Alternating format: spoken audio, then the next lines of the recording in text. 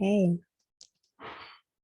so good to be here with you all. It was a little bit of a tumultuous beginning for me, and now I have excellent internet, although there is some construction happening right outside. So hopefully you can't hear that, but if you do, it's part of the practice. So I wanted to talk tonight about gladness. Actually, I wanted to talk about pamoja. Pamoja is the Pali term that is often translated as gladness, but could also be considered delight or sweetness or contentment. And I actually was really deliberate about wanting to speak about this because I personally have been feeling a certain heaviness in my life these days and in life in general. Yeah, there's so much going on in the world and in my own family system, and it's been a lot. And perhaps some of you can relate to a sense of heaviness these days or at certain times in your life. And this practice is, and I'll get into this in more detail, is not at all about avoiding the difficulty. But there is something too to be said for really recognizing and cultivating the wholesome states, including the sense of gladness, of sweetness. The Buddha himself, he was called the happy one. And so what is it to really incline the mind and investigate this particular quality that we all have access to in our lives at various times, and how to really be nourished by that sense of pamoja. So ironically, I kind of thought that I would start by talking a bit about suffering. And that's because in many ways, well, I'll touch a bit on one of these kind of progressions that the Buddha talked about in terms of practice. And one of these is called transcendental dependent arising. So the ways in which certain experiences and conditions lead to others. And one place we can start on this wheel of transcendent dependent arising is with suffering. It's not necessarily considered the beginning of this progression, but in a way, I consider it more circular anyway. One thing kind of leading to the other, and they all kind of then come back around. So anyway, beginning with suffering, beginning with that moment that as practitioners, we might be very familiar with, which is where we want something or we don't want something. We react, we push against, or we pull toward. And one of the beautiful aspects of this practice, and this is the Four Noble Truths spelled out for us, is that as human beings, this is what really precipitates our suffering in the world, is that we want something and we don't want something, and there's a contraction of some kind inside. There's something that happens that might be pleasant or unpleasant, but then we react to it. And it's that reactivity to the pleasant, to the unpleasant, to the not wanting, to the wanting more, that can be so abrasive, can really create those contractions in our own heart and mind. And so the Buddha's teachings and these Four Noble Truths is really pointing towards, here is how suffering happens. And then how is it? What are the paths? What's the path to releasing ourselves of this form of suffering, this like fundamental existential form of suffering? So here we are beginning with suffering, but I start here because in this progression that the Buddha spells out of transcendental dependent arising, he talked about suffering as being formative to the cultivation of faith. And I think it was last time I was with you all that I spoke a little bit about faith. Um, so I'm kind of building on myself, and I didn't realize I was doing that until I started preparing for this talk. But faith, again, that's one word that has been translated, but we could also think of it as confidence, as trust in the teachings. Um, and the reason that there's this, there can be this movement from suffering to faith, to confidence, is that as we practice, we really can start to see these Four Noble Truths in our life. We can really see that suffering becomes this product of the choices we make in terms of reacting or not reacting. And when we really can see that clearly and actually bear that full responsibility for that form of contraction, it can be incredibly liberating to recognize, oh, there's possibility here to be free of not the unpleasant experiences that's invariable in our lives, but those added arrows of trying to push away or bring something towards us, the energy that's required in that, that can start to let go. And as that starts to let go, we get to the next, we get confidence in this practice. We get trust in the practice. There's more motivation to practice, to realize, oh, this can actually lead to an end of suffering. And in that, the next step of this transcendental dependent arising is gladness, is pamoja. It's this confidence that's strengthened in the practice that incites this kind of happiness, that there's something to work with here. There's a way to work with suffering. There's a way to work with suffering. We don't have to be lost in it.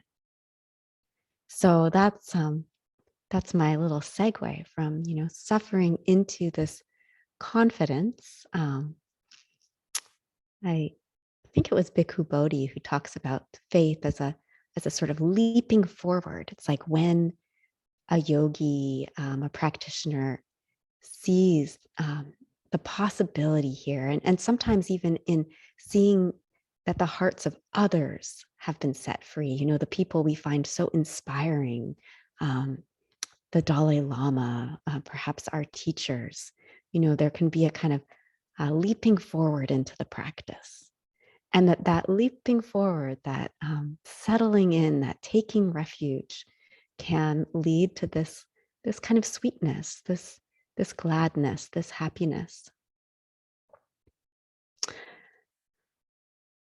So again, I don't want to diminish the unpleasant aspects of life. Those are we all have those. There's all the pain in our own lives, in the world, and our relations. And yet the suffering aspect of the reactivity to it is what we can really see the freedom in with this practice. And it can be incredibly motivating.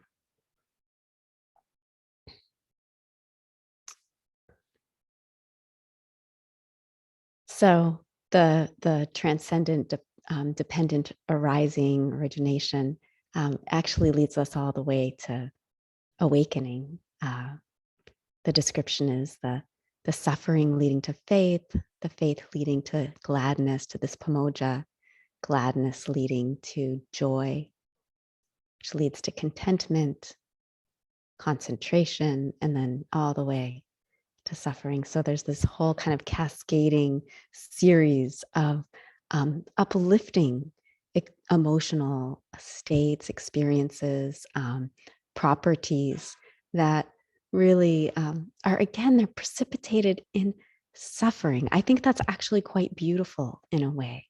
Um, Archbishop Desmond Tutu, he wrote that we are fragile creatures, and it is from this weakness, not despite it, that we discover the possibility of true joy.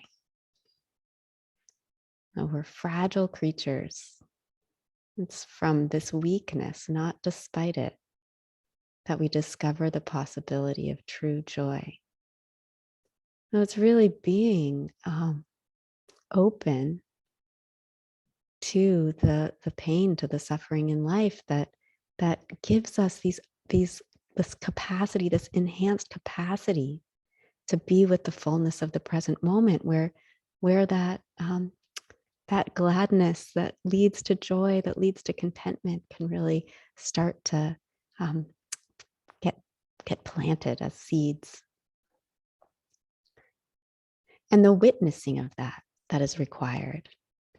Some of you might be familiar with Francis Weller, who he's a psychotherapist and does a lot of work around grief and grieving and the importance of grief and grieving in terms of ritual and ceremony and collective well-being. And he says that pain itself is not traumatic, but it's unwitnessed pain that is. So that pain itself, again, if suffering is seen clearly, if it's seen clearly, it's not traumatic.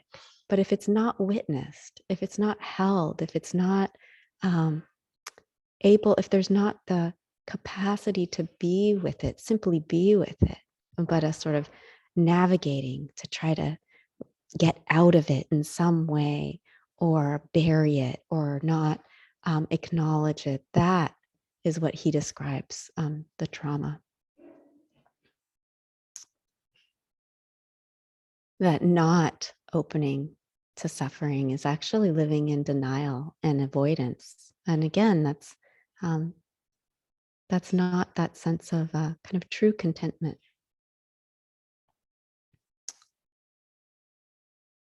So to speak a bit more to this sense of sweetness, of gladness, what is it? What's the quality of this? I spoke a bit to, this one aspect of how it can arise, which is through this path of transcendent, dependent arising from this moment of suffering to seeing how suffering happens and a increased faith and confidence in this practice of being present, and then the gladness from that. So this is, one way in, but concentration too. When the mind gets a little concentrated from practice, from attending to the breath, a sort of resting can happen, a relaxation, a kind of quieting down, and in that you might sometimes get a sense of just a basic goodness or basic aliveness, like just something very simple and so available if we can quiet down. In the Dhammapada, there's a line that is the mind hard to control, flighty, alighting where it wishes, one does well to tame. The disciplined mind brings happiness. And the disciplined mind brings happiness. And there's something really important about the actual effort that it does take to come back to presence, to tame the mind. What it is to respect that that practice of coming back. It's simple but not easy. We always say it's simple but not easy, and that perhaps some of you have had the experience where that there are moments, you can't make them happen, but there are moments when the mind gets quiet, it gets a bit more concentrated, and that there can be a real sweetness there, real just resting and in a kind of gladness, a kind of contentment. Mindfulness itself, just the act of being present, is said to weaken the unwholesome states and strengthen the wholesome ones just automatically. You don't need to necessarily incline the mind so much, although I'll talk a little bit about that. But that just being mindful will kind of naturally incline the mind, strengthen the wholesome states, weaken the unwholesome states.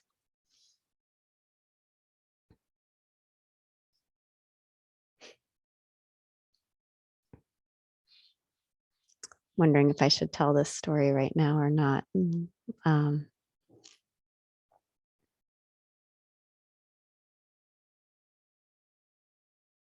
yeah, I'll just share a story. Early on in my practice. I was on one of my first retreats, and I remember I came into the retreat with a lot of perseveration around something that had happened right before the retreat, where I felt really betrayed, really wounded. And my mind just kept on spinning around it. I would sit and there would be that story just spinning around it. Um, and I remember, I just, for a while, there was a real, oops, can you hear that? That might be kind of loud. Okay, I'm going to hang on for just 1 second.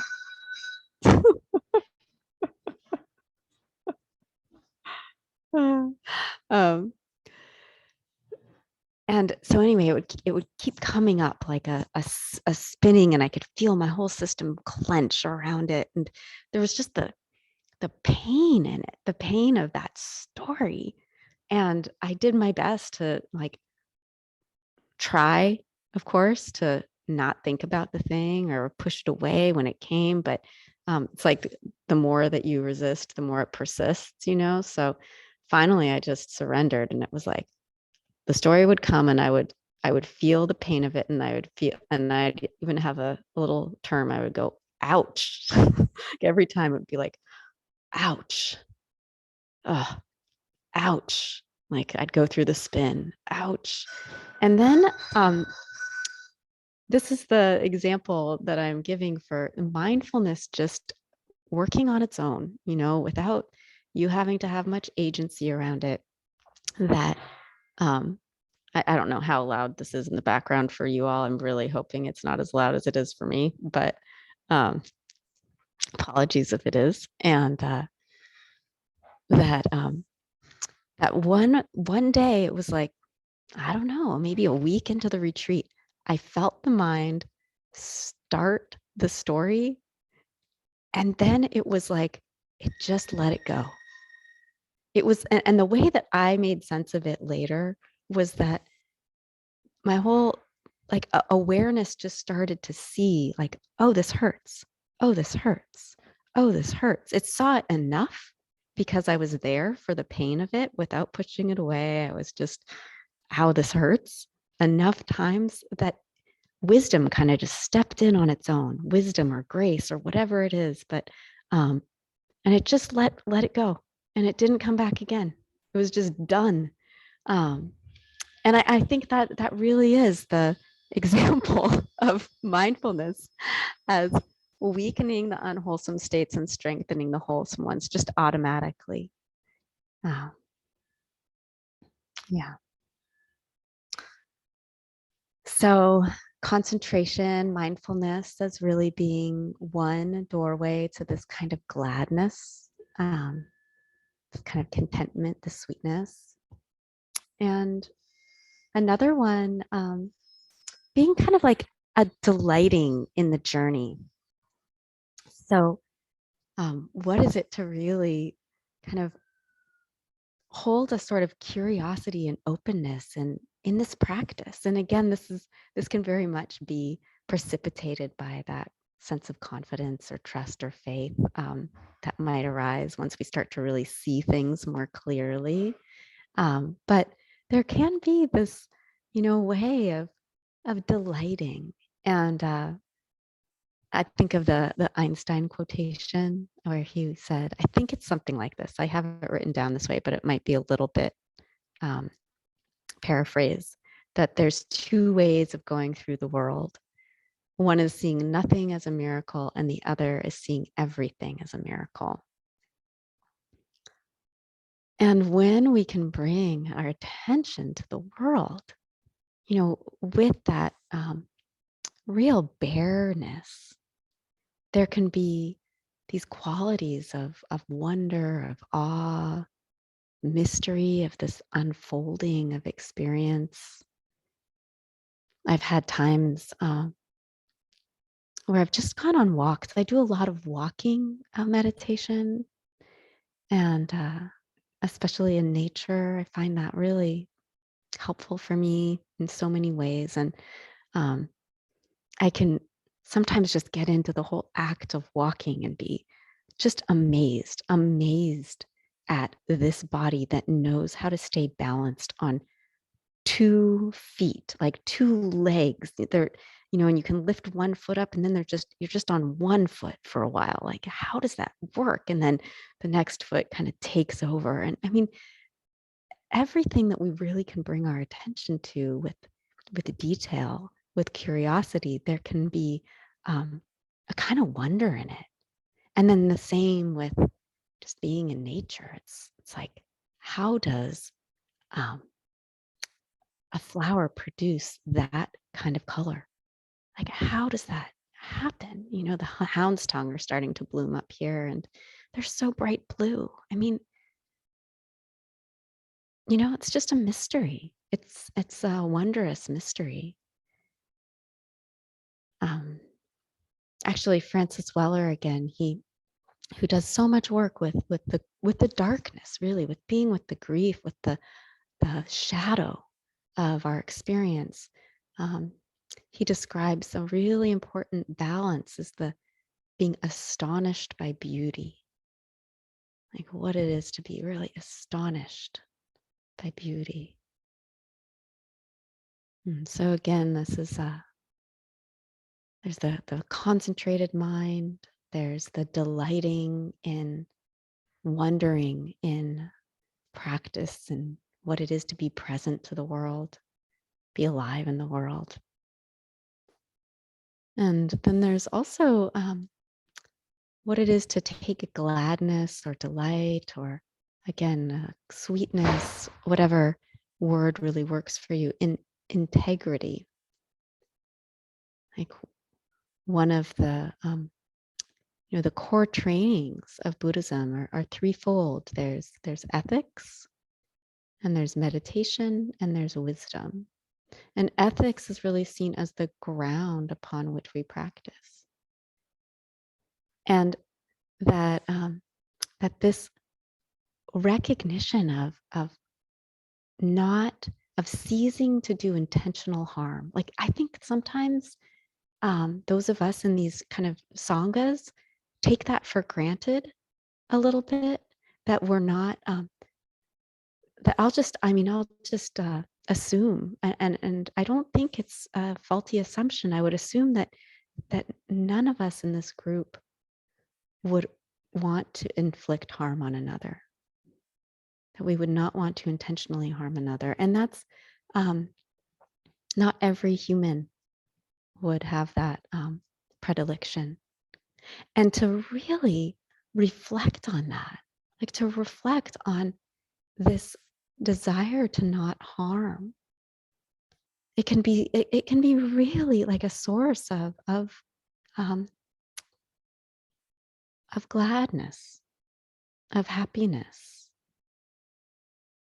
And it can also, maybe some of you have felt this in your own mind and heart, that it can be quite exhausting to be deceptive. And I think so much about unwholesome speech, how one lie, one deception in speech, and suddenly it's like it can proliferate in so many ways.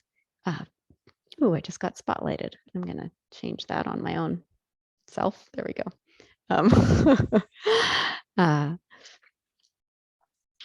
But that can, that can proliferate and create so much stress in the mind and the heart and the body.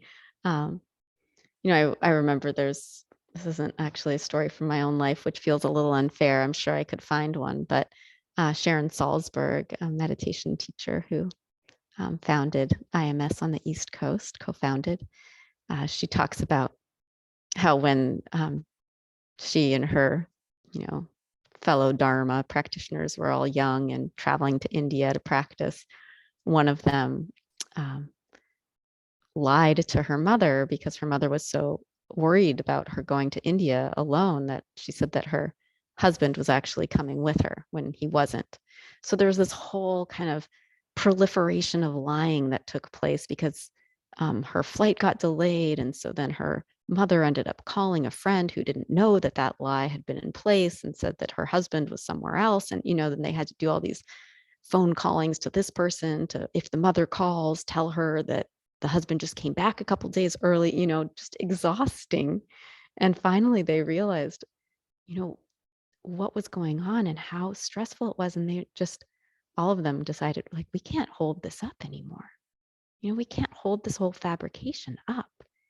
And that kind of thing can happen with being out of integrity in some way.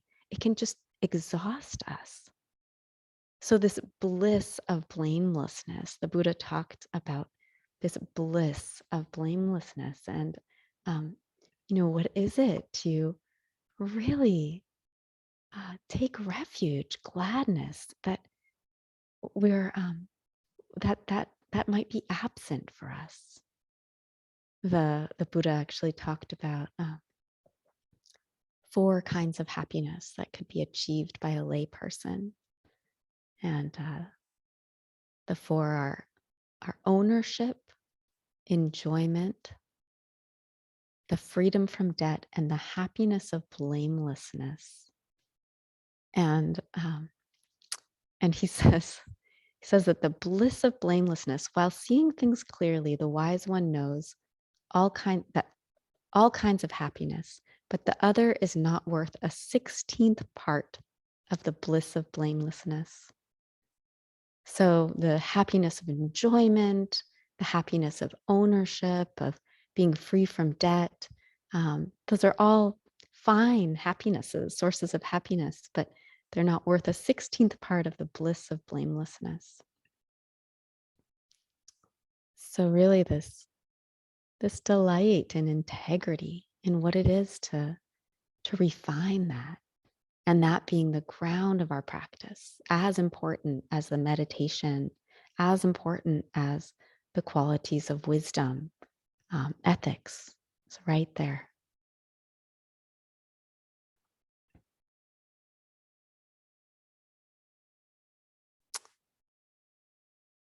So a few more maybe notes on this this piece of what it is to really feel, to explore for ourselves gladness, this contentment, whatever word it is that kind of feels resonant for you, to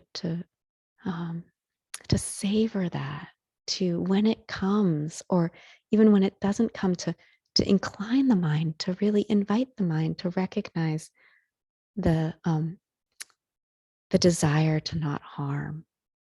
When there's a sense of concentration that has maybe a little hint of contentment in it, to really notice, to note that, oh, that's contentment. There's some nourishment there.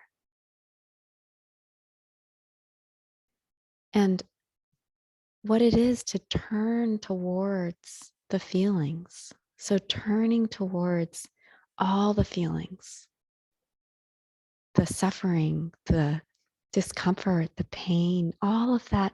What is it to be available to that? So we're not avoiding it and creating suffering around it, but holding ourselves and others. And that alone, that holding of being with, the gladness in that, the sweetness in that, of simply being present, even with the unpleasant or the difficult in life. Can we find the gladness there? And I would say that we really can. like that there's that possibility for a sweetness, even in the challenges, even in the difficulty. And that in some ways the unpleasant or the suffering, not the unpleasant, but the suffering again is this doorway into the beauty. Like for anyone out there, I have not, but who has maybe given birth, childbirth, as this metaphor of that something so beautiful comes from this pain, this perhaps frustration, this difficulty, this challenge, but the beauty that comes from that. And then to be able to offer each other that space, to witness not just our difficulty, but the difficulty of the world, of each other. And then another way to really, again, recognize, cultivate, incline towards the sense of gladness is through gratitude, through gratitude for the practice, through gratitude for those moments of contentment, of gladness. That gratitude is often regarded as the fifth Brahma Vihara. The four Brahma Viharas being loving kindness, metta, karuna, compassion, mudita, empathetic joy, and equanimity. So gratitude is this fifth heart quality that when we really can recognize a particular experience and then be grateful for it, and then it can amplify that and allow us to be soaked in by it.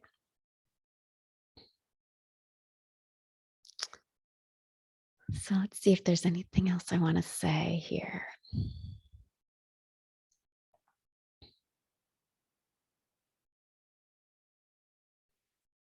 Maybe just an invitation for you all, either now or at another time, to really reflect on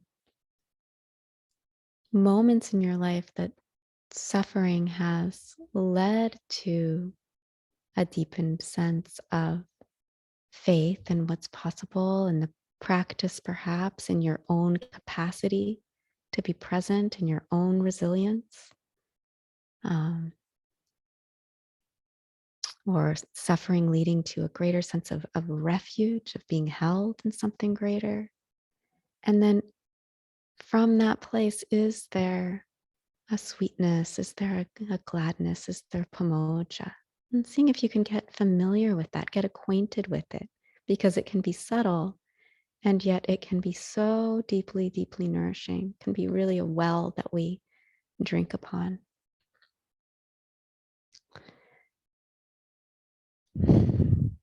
So I'll just end with a poem by Ross Gay. Oh, thank you.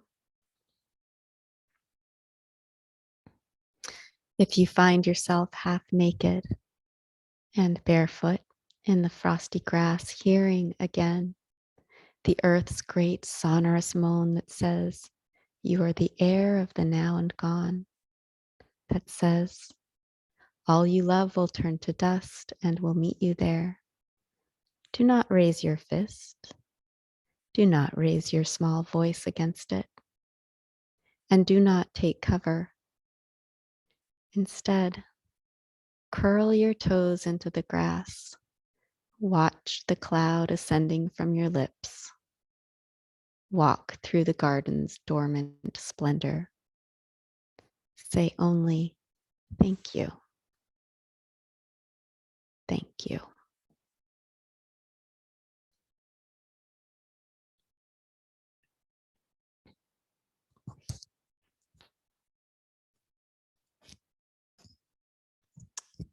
So thank you.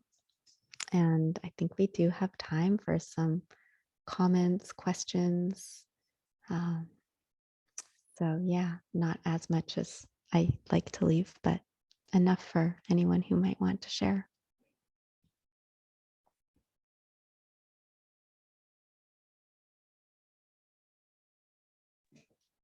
Yeah, Jennifer. Kirsten. I would like to say how marvelous it is to listen to a woman teacher, and you languaging things that I have heard other people say, of course, in different ways, but what comes through for me as a woman listening to another woman is really profound and really healing. And I just want to language that. Thank you so much for being on this path. It's such a big deal. Thank you so much. I'm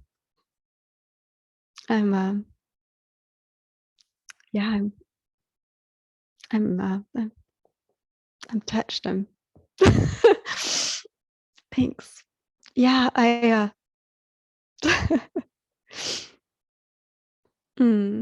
I really heard that. I really felt that, and really resonated with it. So thank you. Yeah. Yes. Yeah.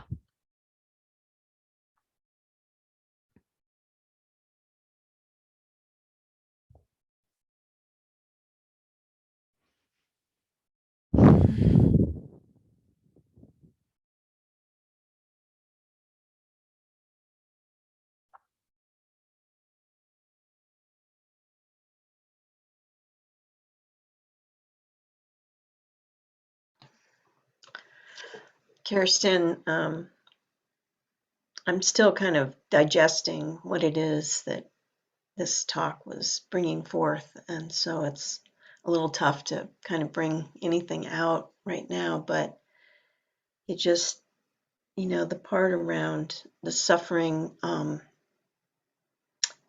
it's just so, it's hard to, reflect upon that as a part of being in the suffering and then feeling gladness when I have all these images of war or of things that are happening where it just doesn't seem possible, or some really dire situation where it's like not, possible.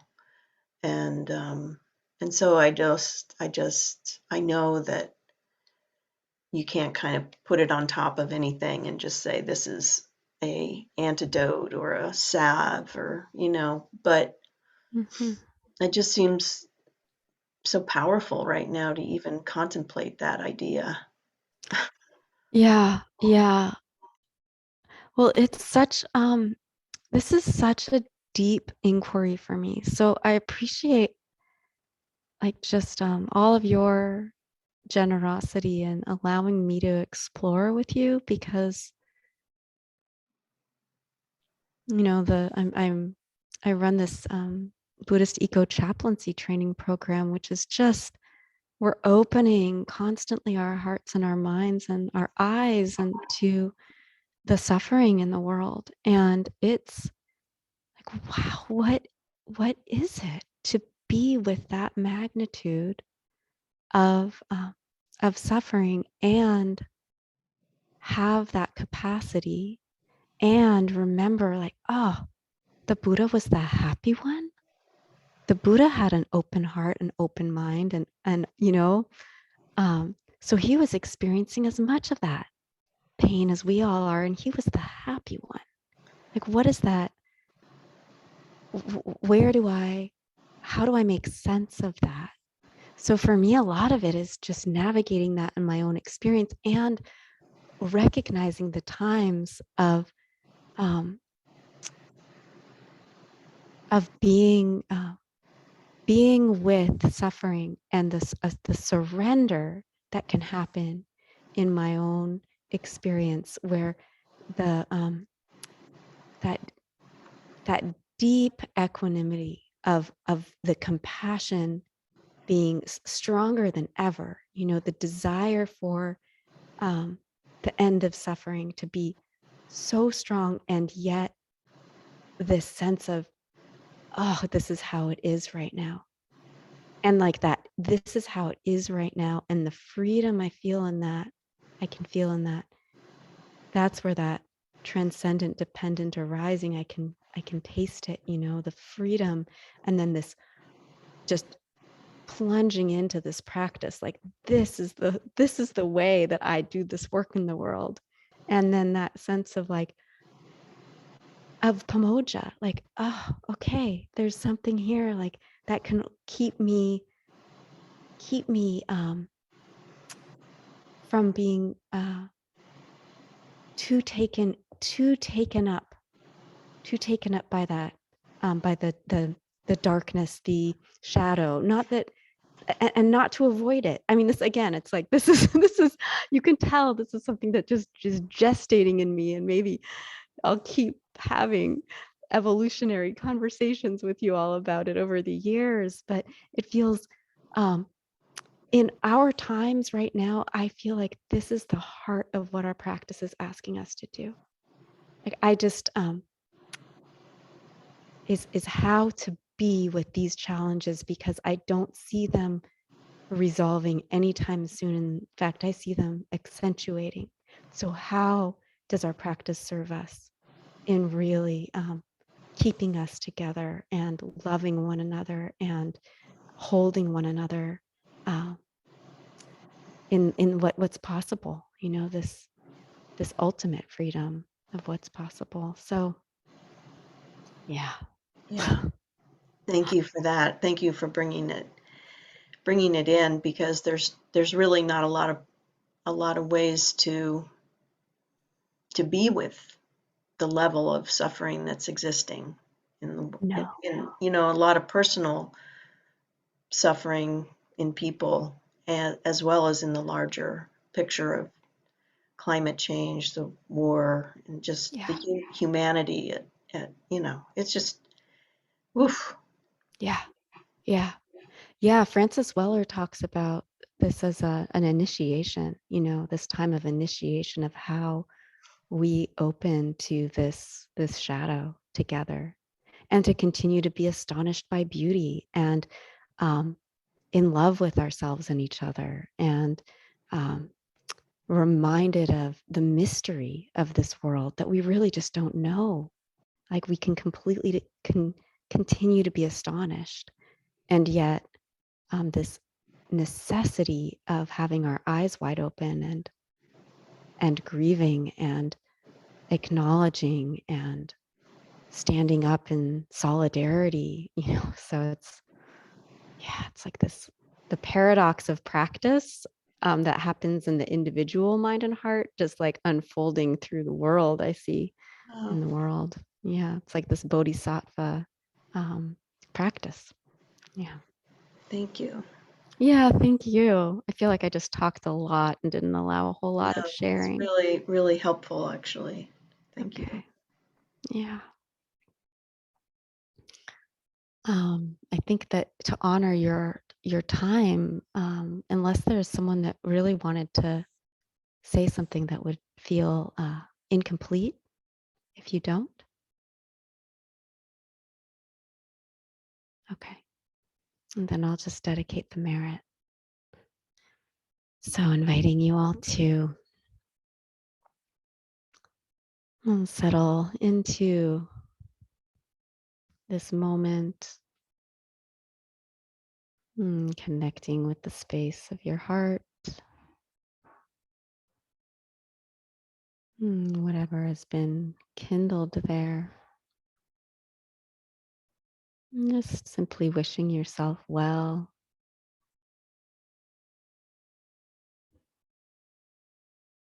You could perhaps consider your own goodness, your own good heart, that integrity, the desire to not harm, the desire to alleviate harm. And the goodness of that, the pamoja that can elicit.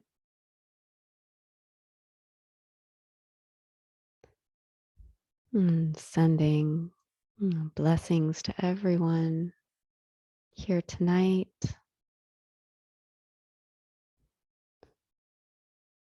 And to all the beings that support our lives and the lives of those we love. Just welcoming them into the the sweetness,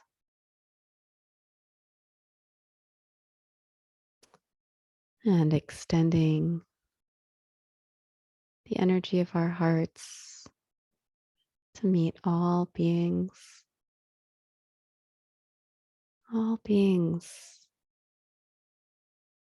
who are experiencing their own aliveness in their own unique way right now. May all those unique expressions of aliveness know happiness, know peace and well-being.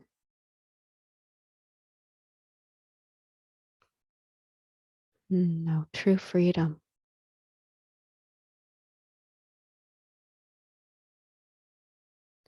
May our practice benefit all beings everywhere.